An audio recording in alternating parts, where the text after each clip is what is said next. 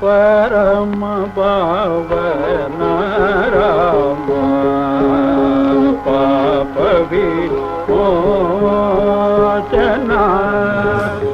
അടുത്തതായി രണ്ടു വാക്ക് സംസാരിക്കാൻ സ്വാതി സംഗീത സഭയുടെ എല്ലാമായ സാരഥി ശ്രീമതി വിജയാംബിക മേഡത്തെ ക്ഷണിക്കുന്നു. ഓം ശ്രീ ഗുരുഭ്യോ നമസ്കാരം. ഈ മഹനീയമായ വേദിയെ അനുകരിക്കുന്ന വേദി എല്ലാവരും പേരും ഞാനിപ്പോൾ പറയുന്നില്ല. മഹാരഥന്മാർ, അത്ര വലിയ ആളുകളുടെ ഒപ്പമാണ് ഞാനിരിക്കുന്നത്. എല്ലാവരുടെ പാദങ്ങളിലും എൻ്റെ വിനീതപ്രമാണ്. ഈ പരിണതപ്രജ്ഞരായ മഹാരഥന്മാർ രാമഭാഗവതരെ പറ്റി കുറേയേറെ പറഞ്ഞു കഴിഞ്ഞു. മാത്രമല്ല, അടുത്തൊരു കച്ചേരി, കുട്ടികൾ കച്ചേരി കേൾക്കാനും അവാർഡ് വാങ്ങാനായും നമ്മുടെ വളർന്നു വരുന്ന തലമുറ എല്ലാവരും കാത്തിരിക്കുകയാണ്. എങ്കിലും രണ്ട് വാക്കെങ്കിലും ഞാനിവിടെ പറയാതിരുന്നാൽ ശരിയാവില്ല. ഒന്നാമത് പറയുന്നത്, എന്തുകൊണ്ട് രാമഭാഗവതർ എന്താണ്, ഈ കൽപ്പാത്തി എന്താണ്, കൽപ്പാത്തി എന്താണ്, രാമഭാഗവതർ എന്താണ്? ആ ചിരപുരാതനമായ ഉദാത്തമായ ആ ഒരു നദീതട സംസ്കാരത്തിൻ്റെ ഒരു ഉത്തമമായ മാതൃകയാണ് ഈ കൽപ്പാത്തി. കാശിപ്പാത്തി കൽപ്പാത്തി,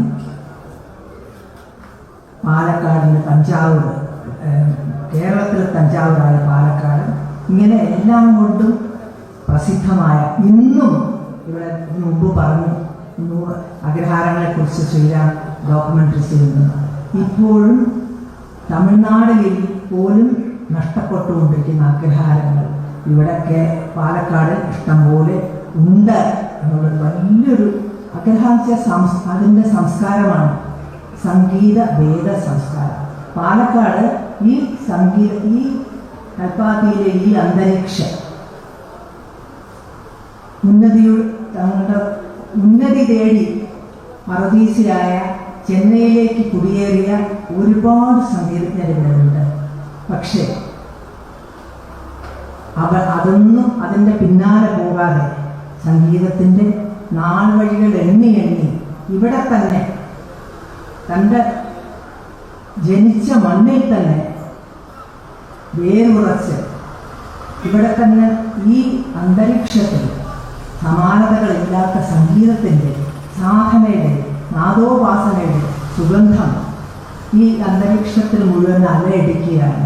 ഇവിടെ കയറിയാൽ തന്നെ, ഈ കൽപ്പാത്തിയിൽ കയറിയാൽ തന്നെ ആ വ്യത്യാസം നമുക്ക് മനസ്സിലാകണം. ആ സൗരഭ്യം ഇവിടെയൊക്കെ ഈ അന്തരീക്ഷത്തിൽ നിറഞ്ഞു നിൽക്കുകയാണ്. വേദത്തിൻ്റെയും സംഗീതത്തിൻ്റെയും ഉപാസനയും. നാദോപാസകൻ എന്ന് പറയുന്നതാണ്. അദ്ദേഹത്തിന് സംഗീതം തന്നെയായിരുന്നു ഈശ്വരൻ. ഇവിടെ ജനിച്ച ആളല്ലെങ്കിൽ പോലും മുണ്ടായിൽ ജനിച്ചു, ഗുരുവിനെ തേടി തൊണ്ടുകുളത്ത് വന്നു. ആ ഗുരുവിൻ്റെ നിർദ്ദേശപ്രകാരം ത്യാഗരാജ വംശപരമ്പരയിലെ ആ ശിഷ്യപരമ്പരയിലെ ഉമയാപുരം സ്വാമിനാഥയ്യരുടെ ശിഷ്യത്വം സ്വീകരിച്ചു. അങ്ങനെ ആ ത്യാഗരാജ ശിഷ്യപരമ്പരയുടെ ഒരു പ്രബലമായ കണ്ണിയാണ് രാമഭാഗവതർ. അദ്ദേഹത്തിൻ്റെ ശിഷ്യപരമ്പരയെ പറ്റിയൊക്കെ ഇവിടെ പറഞ്ഞു. പുതുക്കോട് കൃഷ്ണമൂർത്തി എന്നൊക്കെ പറഞ്ഞു. ഇവരെല്ലാം ഒരേപോലത്തെ ആളുകളായിരുന്നു. അവർക്കൊക്കെ സംഗീതം ഭക്തി മാത്രമായിരുന്നു. അവർക്ക് മറ്റു ആഗ്രഹങ്ങളൊന്നുമില്ലായിരുന്നു. സമ്പന്നത ഒന്നും അവരുടെ ഒരു ലക്ഷ്യമായിരുന്നില്ല. സാമ്പത്തികമവരുടെ ഒരു നേട്ടമായിരുന്നില്ല. അവർക്ക് കിട്ടുന്നത് ആ സംഗീതോപാസന കൊണ്ടുള്ള സന്തോഷം മാത്രമായിരുന്നു. അതായിരുന്നു അവരെ ആഗ്രഹിച്ചതും നേടിയെടുത്തത്. അതുകൊണ്ടാണ് ഇവിടെ വേറൊരു പ്രധാന കാര്യം പറയാനുള്ളത്. ഇവിടെ എത്രയോ വലിയ സംഗീതജ്ഞന്മാരുണ്ടായിട്ടുണ്ട്. ഞാൻ ഈ കഥകളൊക്കെ മനസ്സിലാക്കി ഇപ്പോൾ ശ്രീ രാമചന്ദ്രൻ പറഞ്ഞതുപോലെ ഒരുപാട് സംഗീതജ്ഞർ ഇവിടെ ഉണ്ടായിട്ടുണ്ട്. പക്ഷെ അവരെക്കുറിച്ച് ആർക്കും ഒന്നും അറിയില്ല. മൃദംഗ സുബ്ബയ്യർ എന്നൊക്കെ പറയുമ്പോൾ അത്ര വലിയ മനുഷ്യനായിരുന്നു. ഞാനിതൊക്കെ അറിഞ്ഞത് 1967 മാത്രമേ ഞാനിവിടെ വരുന്നുള്ളൂ. ഒരു ഉദ്യോഗമായിട്ടിവിടെ വന്നതാണ്. അന്ന് എൻ്റെ ഇളയമ്മയുടെ ഗുരുനാഥനായിരുന്നു ശ്രീ C.S. കൃഷ്ണയ്യർ സാർ. മഹാവിദ്വാനും മഹാഗുരുനാഥനും ഇന്ന് കേരളത്തിലുള്ള എല്ലാ സംഗീതജ്ഞരും അദ്ദേഹത്തിൻ്റെ ശിഷ്യന്മാരോ ശിഷ്യ പരമ്പരയിലെ പ്രശിഷ്യന്മാരോ ഒക്കെയാണ്. അത്ര ഒരു മഹാവിദ്വാൻ അദ്ദേഹം എനിക്ക് ഇവിടുത്തെ ഈ പാലക്കാടിൻ്റെ സംഗീത ചരിത്രം മുഴുവൻ ഓരോരോ ദിവസങ്ങളിലായിട്ട് പറഞ്ഞു തന്നിട്ടുണ്ട്. അതൊക്കെ ഞാൻ ഉൾക്കൊണ്ടതുകൊണ്ട് തന്നെ കുറേ കച്ചേരികളും കേൾക്കാറുണ്ട്. ഞാൻ പാലക്കാടിൻ്റെ സംഗീത ചരിത്രം കുറേയധികം എഴുതിയിട്ടുണ്ട്. ചില മാഗസീനിലൊക്കെ പബ്ലിഷ് ചെയ്തിട്ടുമുണ്ട്.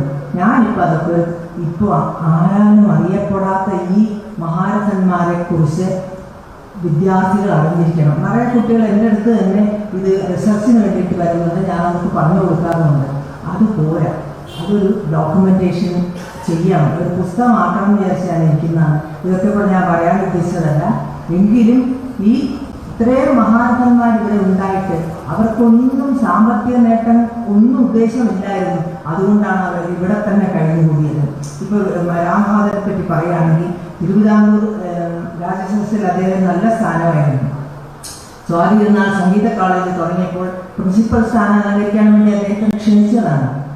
പാലക്കാട് വിട്ട് ഈ ലക്ഷ്മീനാരായണ പെരുമാൾ ക്ഷേത്രവും ഈ വിശാലക്ഷി സമേത ശിവരാമസ്വാമി ക്ഷേത്രവും ഈ പരിസരം വിട്ട് ഞാൻ എവിടെയും വരുന്നില്ല എന്ന് പറഞ്ഞതുകൊണ്ടാണ് ആ പ്രിൻസിപ്പൽ സ്ഥാനം അദ്ദേഹത്തിന് കിട്ടാതെ പോയത്.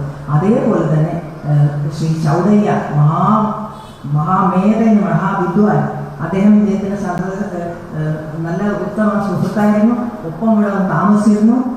ഇദ്ദേഹത്തിൻ്റെ ജാമാതാവ് CR മണിയുടെ ചൗഡയ്യയുടെ ശിഷ്യനായിരുന്നു. ഇങ്ങനെയൊക്കെ ഉണ്ടെങ്കിൽ പോലും അദ്ദേഹത്തിൻ്റെ ക്ഷണം സ്വീകരിച്ചാണ് മൈസൂർ കൊട്ടാരത്തിൽ നവരാത്രിക്ക് സംഗീത കച്ചേരി അവതരിപ്പിക്കാൻ പോയത്.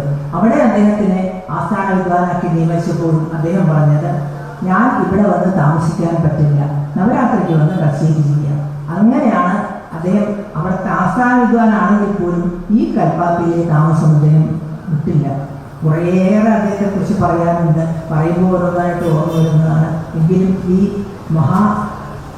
വിദ്വാൻമാരും മഹാരഥന്മാരുള്ള ഈ സദസ്സിൽ എനിക്കൊരു അവസരം തന്ന ശ്രീരാമൻ എല്ലാവർക്കും നന്ദി പറയിച്ചുകൊണ്ട്, ഈ ശ്രീരാമൻ്റെയും ഉദ്യമത്തിനെ കുറിച്ച് എത്ര പറഞ്ഞാലും മതിയാവില്ല. ഈ വലിയ വലിയ സംഗീതജ്ഞന്മാരൊക്കെ ഉണ്ടായിട്ടും ആരും അവരെപ്പറ്റി അറിയാതെ പോയി. പക്ഷെ ശ്രീരാം അവരുടെ മുത്തശ്ശൻ്റെ ഈ നാമധേയം, മുത്തശ്ശനെ കുറിച്ച് ലോകം അറിയണം. ഒരു ബുക്കായി ഒരു ബുക്ക് പ്രസിദ്ധീകരിച്ചു.